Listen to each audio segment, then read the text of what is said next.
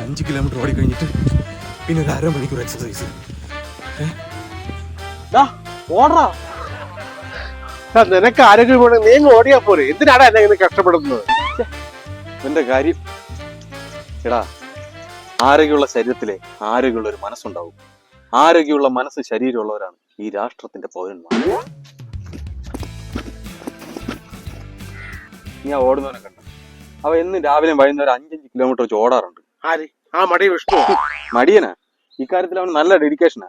നിന്നെ മോട്ടിവേറ്റ് ചെയ്യാൻ അവനാണ് പറ്റിയത്. വിഷ്ണു ഒന്നിങ്ങി എന്താണ്?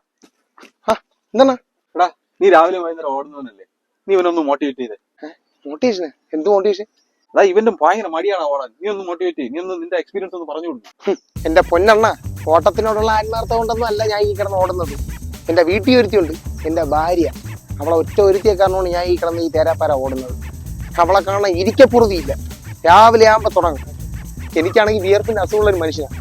എന്തിനും ഞാൻ ഈ കിടന്ന് ഓടണമെങ്കിൽ നിങ്ങളൊന്ന് ആലോചിച്ച് നോക്കണം, എന്തുമാത്രം യാതന അനുഭവിച്ചാണ് ഈ ഓടുന്നത്. എന്നാ പിന്നെ നിനക്ക് ഇവിടെ എങ്ങനെ കിടന്ന് കറങ്ങിട്ട് പതുക്കെ പിന്നീട് പോയാൽ പോരെ? അയ്യോ, അത് പറ്റൂലണ്ണ. എങ്ങാനും ഞാൻ വിയർക്കാതെ ചെന്ന് കയറണം. പിന്നെ സംശയത്തോട് സംശയവും കലഹത്തോട് കലഹവും. അയ്യേ, പിന്നെ ആൾറെഡി സമയം ലേറ്റായി. അത് ഏറ്റവും വലിയ സംശയമാണ്. എന്നാ പിന്നെ ഞാൻ പോട്ടാ.